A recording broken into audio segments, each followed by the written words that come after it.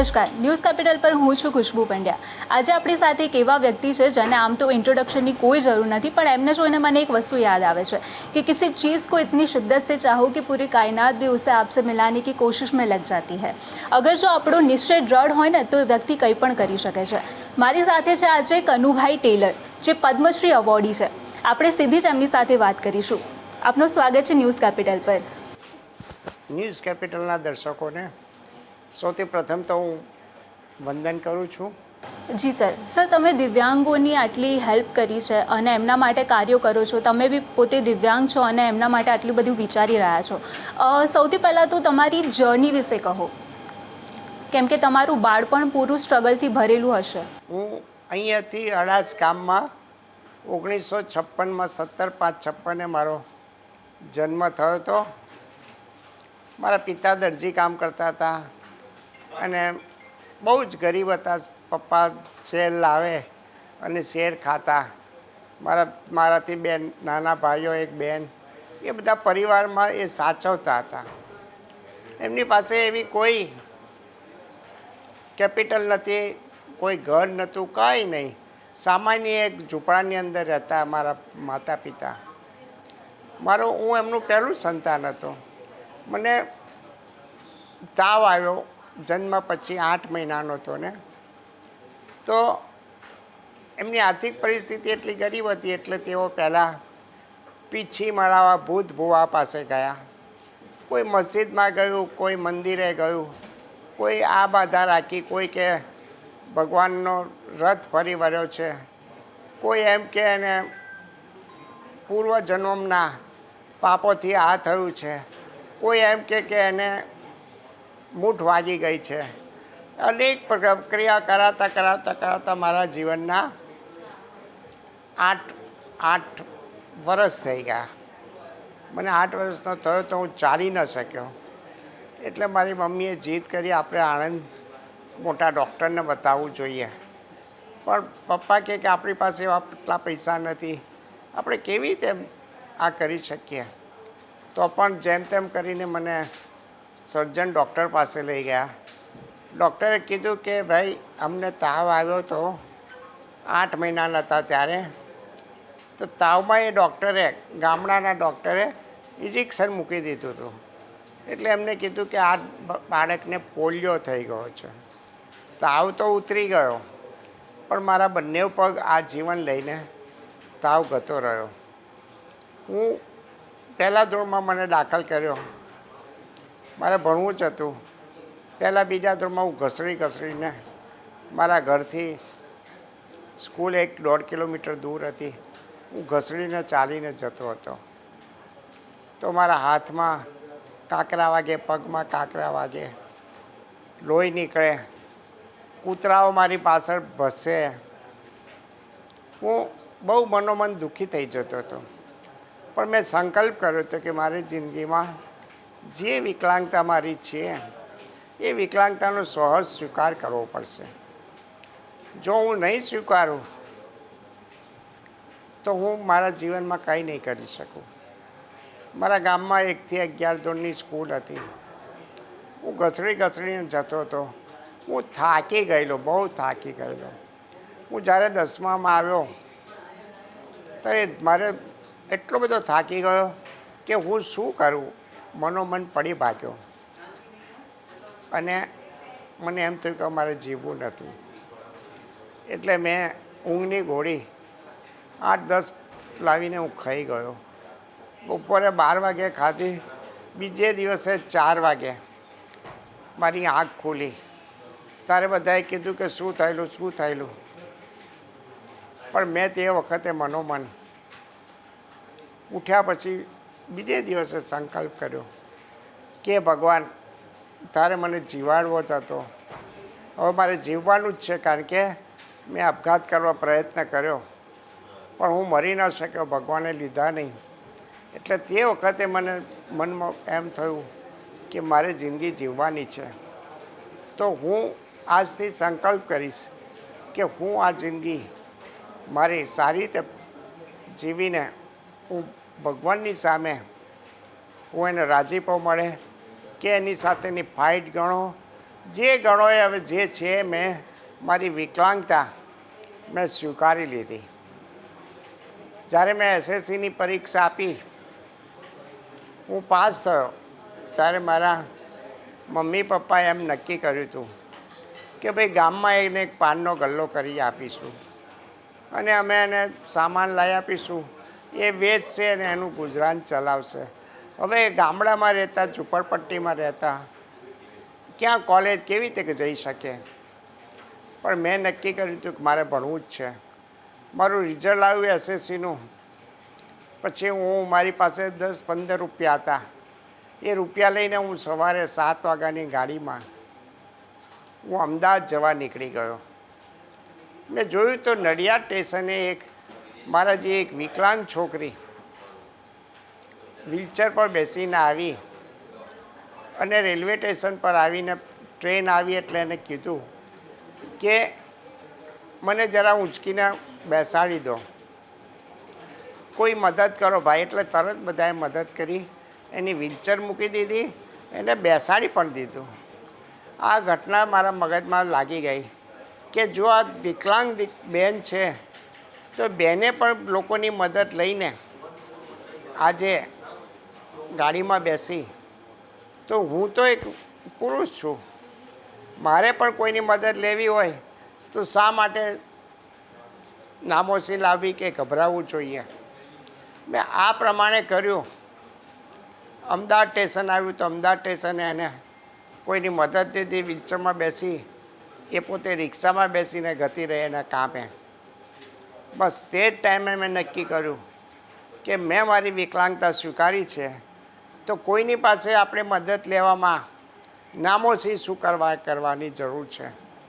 મેં પણ અમદાવાદ સ્ટેશને કીધું, એક બેને કીધું કોઈ ન મદદ કરે, પણ ત્રીજો ભાઈ આવ્યો, એને મને તરત ઉંચકીને નીચે બેસાડી દીધો, મારી વ્હીલચેરમાં બેસાડી દીધો. આ જોઈને મને શક્તિ વધી કે આપણે પરિસ્થિતિનો સામનો કરવો હોય, આપણી જે કંઈ પરિસ્થિતિ હોય, સામે કહેવાથી ઘણું બધું દુઃખ ઓછું થઈ જતું હોય છે. હું સીધો સહજાનંદ આર્ટ્સ એન્ડ કોમર્સ કોલેજમાં પ્રિન્સિપલ તે ટાઈમમાં CL શાસ્ત્રી હતા. CL શાસ્ત્રીને હું મળ્યો કે સાહેબ મારું આ એસએસસીનું આ રિઝલ્ટ છે, મને અહીંયા કોમર્સમાં મને એડમિશન આપો. મારી વિકલાંગતા જોઈ અને એમને મને એડમિશન આપ્યું. મને પૂછ્યું તારું અહીંયા કોણ છે? મેં કહ્યું સાહેબ મારું અહીંયા કોઈ નથી રહેતું. એને કીધું કે અહીંયા બાજુમાં અપંગ માનવ મંડળ છે વસ્ત્રાપુર રોડ પર, અટીરાની સામે, ત્યાં સુનંદાબેન વોરા કરીને માનદ મંત્રી હતા. હું એમને મળવા ગયો. મેં એમને કીધું કે બેન આ મારું રિઝલ્ટ છે, હું આ કોલેજમાં એડમિશન લીધું છે, તો મને અહીંયા આપણે ત્યાં રાખો. હું આ અપંગ માનવ મંડળમાં જે સ્કૂલ ચાલે છે 1 થી 10 ધોરણની, તો તમે મને જે કહેશો એ ધોરણના બાળકોને હું ભણાવીશ. સવારે 7 થી 10 હું કોલેજ કરીશ અને 11 થી 5 આ સ્કૂલમાં માનદ સેવા આપીશ. તમારે મને ખાલી 20 રૂપિયા મહિને આપવાના, કે જેથી હું મારું ટૂથબ્રશ કે સાબુ હું લાવી શકું. સુનંદાબેન બહુ ખુશ થઈ ગયા. એમને કીધું કનુભાઈ તમે આજથી જ અમારે ત્યાં આવી જાઓ. મને ત્યારે 4થું ધોરણ ભણાવવાનું આપ્યું. મેં ખૂબ સારી રીતે ભણાયું. પણ એક કોલેજ કરતાં પણ એવું થયું આખા વર્ષનો અનુભવમાં કે બધા લોકો અહીંયા સ્પોર્ટ રમાવતા હોય છે કોલેજવાળા. તો અમારા વિકલાંગો તે ટાઈમે મારી કોલેજમાં 3-4 વિકલાંગો હતા. તો મેં પ્રિન્સિપાલને કીધું સાહેબ અમને પણ રમત રમાડો ને. તો પ્રિન્સિપાલ CL શાસ્ત્રીએ કીધું કે જો કનુભાઈ વિકલાંગોને અહીંયા રમત રમાડાય નહીં યુનિવર્સિટીમાં, પણ તમે અહીંના કુલપતિ છે KC પરીખ, મને અત્યારે પણ યાદ આવે છે, KC પરીખને મળો તો યુનિવર્સિટીના એ કુલ સચિવ છે તો એ તમને મદદ કરી શકે. હું KC પરીખને મળવા ગયો આપણી ગુજરાત યુનિવર્સિટીમાં અને સાહેબને મળીને મેં પ્રાર્થના કરી. તો બને કે તમારી પાસે કેટલા છોકરાઓ હશે? મેં કહું અમદાવાદમાં ઓછામાં ઓછા 60થી 70 વિકલાંગો કોલેજોમાં જુદી જુદી કોલેજમાં ભણે છે. એમને કીધું કે હું તમને એક રવિવાર આપું છું. એક રવિવાર એમને મને આપ્યો. તે દિવસે આપ નહીં માનો, મારી કોલેજના 3 છોકરાઓ સિવાય બીજું કોઈ આવ્યું નહીં, કોઈ વિકલાંગો.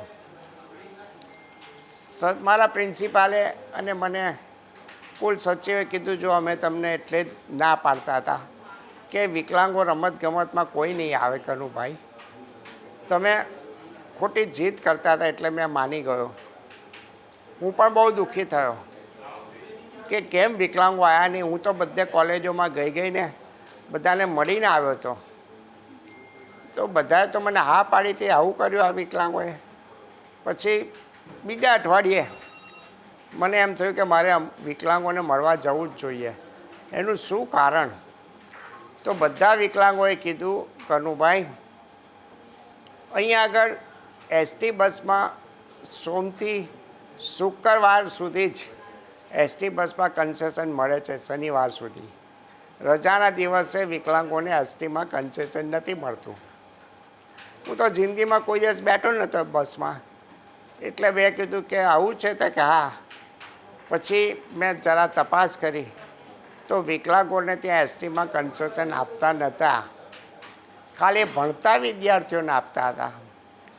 તો મેં ત્યાંના એસટી બસના ચેરમેનને મળ્યો, તો એમને મારી પાસે 1 વર્ષ સુધી કાગળો લખાયા, કંઈ પરિણામ ના આવ્યું.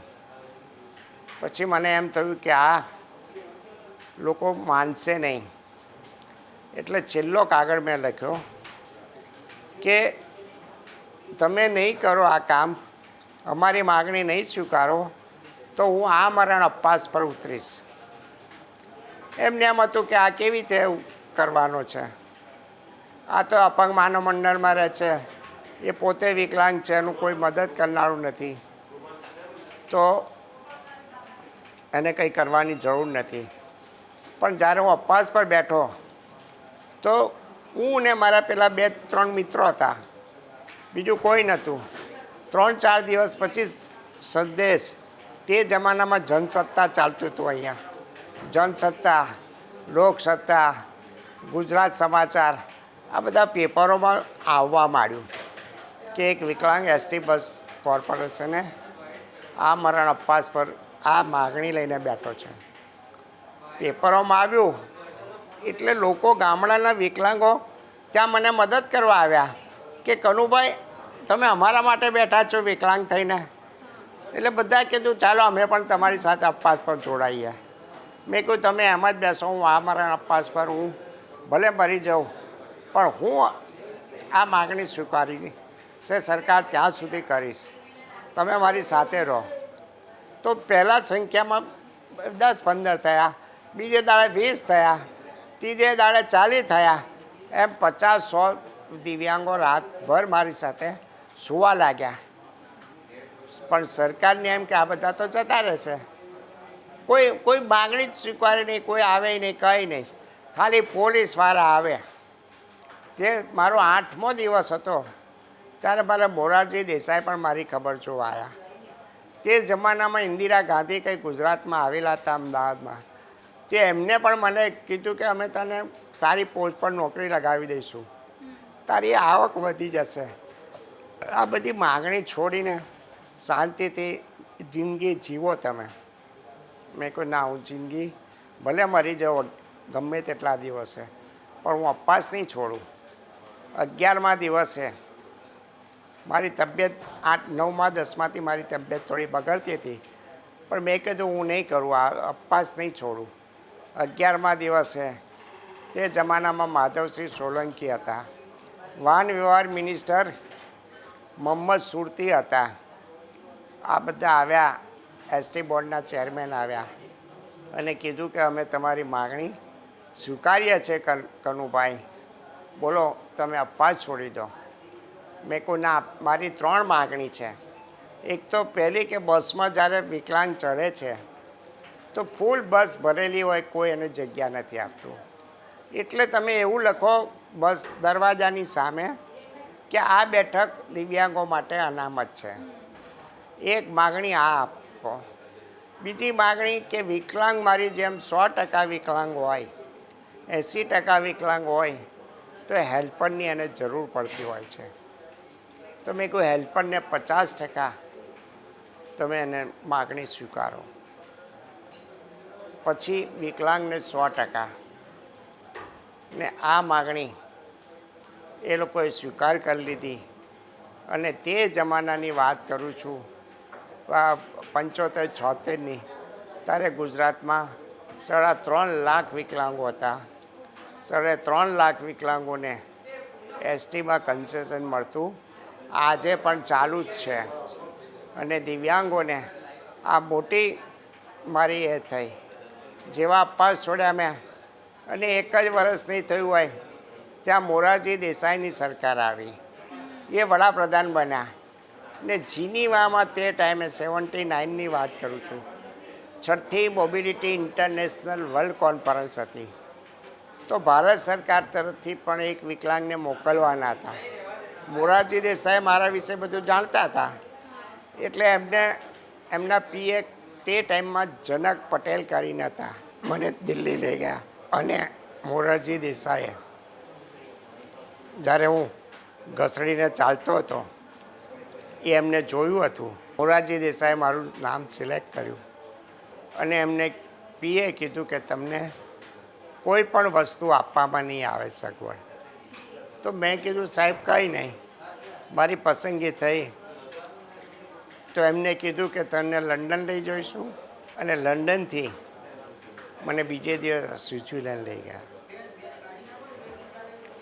અહીંયા જરા જીવનનો એક વળાંક જેવું મને લાગે કે જેવો હું સ્વિટ્ઝરલેન્ડ મને કોન્ફરન્સમાં લઈ ગયા, તો આપણી ભારતીય સંસ્કૃતિ પ્રમાણે આપણે બધાને નમસ્તે નમસ્તે કરીએ.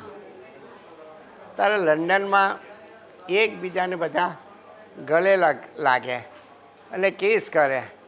તો આપણી ભારતીય સંસ્કૃતિમાં હું તો પહેલી વાર મુંબઈને સ્વિટ્ઝરલેન્ડ ગયો હતો, મેં તો જોઈને આ કંઈ જોયું નહોતું કોઈ દાડોય. તો હું બહુ ગભરાઈ ગયો કે આવું કેવું કરવાનું. પછી મને પાછળ બેસાડી દીધો લોકોએ. એ લોકોને એમ થયું કે આ માણસનામાં કંઈ બુદ્ધિ નથી, કોઈ ગવાર બવાર આવી ગયો છે. પછી રાત્રે મારી જોડે લંડનથી NJ ગોરે, ભારતના હાઈ કમિશનર હતા, એ કોન્ફરન્સમાં મારી જોડે આવ્યા હતા. એટલે એમને મને પ્રેમથી પૂછ્યું, કનુભાઈ તમે ક્યારે બહાર નહોતા ગયા? મેં કહ્યું સાહેબ હું તો મારી જિંદગીમાં મુંબઈ પહેલી વાર આવ્યો, તો આ વળી બધું ક્યાં ગયો, મેં તો જોયું જ નથી કશું. તો કે અહીંની સંસ્કૃતિ અલગ છે. અહીંયા તમે હાથ જોડો તો કોઈને ગમે નહીં, તમારે એને કિસ કરવી પડે ગાલ પર, અને તમારે એને જોડે પ્રેમથી એને ગળે મળવું પડે. તો મેં કહું સાહેબ મને ખબર નથી. એટલે મેં સવારે બીજે દાડે ગઈને જેટલા મળ્યા એટલા બધાને મેં કિસ કરવા માંડી અને ગળે મળવા માંડ્યો. તો એ લોકોને એમ થયું કે આ તો બહુ જબરદસ્ત માણસ છે. તે મને પાછળ બેઠાલો હતો, તો બપોર પછી મને આગળ બેહાડી દીધો અને મને કીધું કે હવે તમારું પ્રવચન તમારું રાખવાનું છે. તો મેં કીધું કે સારું. તો મારું પ્રવચનમાં મેં પહેલાં કીધું કે ગુજરાતમાં તે ટાઈમે લગભગ 2.5-3 કરોડ વિકલાંગો હતા. તો મેં કીધું કે આ જેને બહુ જ પાપ કર્યા હોય એને ભગવાન વિકલાંગતા બનાવે. એ ભારત, નેપાળ, ભૂતાન, બાંગ્લાદેશ, પાકિસ્તાન, સાઉથ આફ્રિકા, આ બધા દેશોમાં મોકલી દે. અને જેને થોડા ઘણા પાપો કર્યા હોય ને વિકલાંગ બનાવ્યા હોય તો એને London, America, Scotland, south Africa, આ બધા જ મોટા મોટા કન્ટ્રીઓમાં એનો જન્મ આપે. અને મારા દેશમાં તો બહુ વિકલાંગો છે. એ વાત સાંભળીને ત્યાંના બધા જ જ્યારે રિઝાઇન થયું છેલ્લે દિવસે એ લોકો કીધું કે આપણે વિકલાંગ વર્ષ મનાવીશું. અને મારું વિકલાંગ વર્ષ જ્યારે હું આવ્યો ત્યારે મોરારજી દેસાઈ હતા નહીં, ચરણસિંહ ચૌધરી હતા, હું એમને મળ્યો. મને કે હું તો ટેમ્પરરી છું કનુભાઈ, હું તો હમણાં પાછો બદલાઈ જઈશ. હું પાછો આવ્યો. પછી ઇન્દિરા ગાંધી આવ્યા, તો ઇન્દિરા ગાંધીને મેં એની વાત કરી, એમને સાંભળ્યું. 1981નું આંતરરાષ્ટ્રીય અપંગ વર્ષ છે, એટલે મને એમને કીધું તમે સહી કરી છે? મેં કહું હા કરી છે, ભારતના પ્રતિનિધિ તરીકે. આપણે 1981નું વર્ષ આંતરરાષ્ટ્રીય અપંગ વર્ષ તરીકે આખું વર્ષ મનાવીશું. અને તે વર્ષ આખું વર્ષ મનાવ્યું વિકલાંગતાઓને પગભર કરવા માટે. થોડી ચેતના આવી અને ત્યાર પછી સરકારની યોજનાઓ અમલ કરવાનું આવ્યું. હવે હું પાછો ભારત આવી ગયો, અમદાવાદ આવી ગયો. મારું કોલેજ પૂરું થઈને હું મારા ગામડામાં આવી ગયો. મારા ઘેરે કશું હતું નહીં. મા બાપ એમ કે હવે તું પાછો આવી ગયો. 1 વર્ષની પલટીમાં પણ તે સ્વિટ્ઝરલેન્ડમાં મેં બધાને મારા પ્રવચનથી બધા પ્રભાવિત થયા હતા. તો લંડનવાળાએ મને આમંત્રણ આપ્યું કે અમારા લંડનમાં તમે આવો, અમે તમારી રહેવાની અને બધે ફેરવવાની વ્યવસ્થા કરીશું. મેં કીધું જો મારી પાસે તો મારા એમ્બેસેડરે ચીનીવા ટુ બોમ્બેની ટિકિટ છે, એટલે મારે પાછું જ જવું પડે. તો એ કે ટિકિટ અમે તમને અપાવી દઈશું. એટલે મેં હાઈ કમિશનરને વાત કરી. મને કહે લંડન તમે રહી લો ને. લંડન ગયો, ત્યાંથી મને ફ્રાન્સ ગયો, ફ્રાન્સથી કુવૈત ગયો, કુવૈતથી સાઉથ આફ્રિકા ગયો, અને કુલ 9 મહિને હું આખું અડધું વર્લ્ડ ફરી વળ્યો. 9 મહિના પછી આફ્રિકાથી હું જ્યારે દેશમાં આવ્યો ત્યારે મારા 9 દિવસના વિઝા હતા, એના બદલે 9 મહિના થઈ ગયા. સુરત ગુજરાત આવ્યો. ગુજરાત એટલે મારા ગામ અડાસ. બેસી રહેલો હતો, પણ એમ થયું કે મારે કંઈ જીવનમાં કંઈક કરવું પડે રોજીરોટી માટે. એટલે 1985માં હું સુરત આવ્યો. એક ઝૂંપડપટ્ટીમાં 4-5 વિકલાંગોને ભેગા કરી એક પ્રિન્ટિંગ પ્રેસ ચાલુ કર્યો. કોઈ પાર્ટનર નહીં, બધા પાર્ટનર. જે કંઈ આવે રોજ મહિને હિસાબ કરી દેવાનો. એક અંધ હતો, એક બાઇડિંગવાળો હતો, એક મેનેજર હતો, એક કમ્પ્યુટરવાળો હતો. આ બધા અમે 5 જણા પૈસા વહેંચી લેતા હતા. પૈસા વહેંચી લેવાથી આ અમારી આટલી રોજીરોટી મળતી હતી. મેં 91માં ડિસેબલ વેલફેર ટ્રસ્ટ બનાવ્યું. 97માં 4 બાળકોથી સ્કૂલ ચાલુ કરી. આજે આ દિવ્યાંગ બાળકોની સ્કૂલ આખા ભારતમાં સૌથી મોટામાં મોટી સ્કૂલ છે. અને ત્યાં 1થી 12 ધોરણની સ્કૂલ છે, BCA કોલેજ છે, દિવ્યાંગોની ITI છે, દિવ્યાંગોનું તાલીમ સેન્ટર છે, છોકરા છોકરીઓની રહેવાની અલગ હોસ્ટેલ છે. નરેન્દ્ર મોદીએ મને ત્યાં 4200 વાર ચોરસ મીટર મને જગ્યા વિના મૂલ્યે આપી. એ પોતે ખાતમુહૂર્ત કરવા આવ્યા, એ પોતે ઉદ્ઘાટન કરવા આવ્યા, અને હોસ્પિટલનું ઉદ્ઘાટન પણ એમને કર્યું. આ બધું થતાં આજે મને કહેતા આનંદ થાય છે કે મારા દિવ્યાંગ બાળકો મારી સંસ્થામાં 38,000 દિવ્યાંગો લાભ લઈ ચૂક્યા છે. આજે સુરતમાં કોઈ પણ જગ્યાએ કોઈ દિવ્યાંગ ભીખ માગતો નથી મળતો, અને બધા લોકોને રોજીરોટી પણ મળી ગઈ છે. એનો મને આજે આનંદ થયો છે. હું તમને એટલું જ કહીશ, દિવ્યાંગોમાં બહુ જ તાકાત હોય છે, પણ સાચું માર્ગદર્શન, સાચું ગાઈડન્સ આપવાથી બધા દિવ્યાંગો આગળ આવવા ખૂબ પ્રયત્ન કરે છે. 2011માં જ્યારે નરેન્દ્ર મોદીએ મારી પદ્મશ્રી એવોર્ડ માટે કોંગ્રેસ સરકારને ભલામણ કરી ને એ લોકોએ મને પદ્મશ્રી એવોર્ડ આપ્યો, તો એનો ઓર્ડર લઈને નરેન્દ્ર મોદી જાતે મને સુરત મળવા આવ્યા અને મને કીધું, કનુભાઈ, હું મુખ્યમંત્રી બન્યો ત્યારથી મેં દર વર્ષે હું પદ્મશ્રી માટે ભલામણ કરતો હતો, પણ કોઈને એવોર્ડ નહોતા મળતા. તમે પહેલા માણસ છો કે તમારા લીધે ગુજરાતનું નામ રોશન થયું છે ને તમે એવોર્ડ લેવા જવાના છો.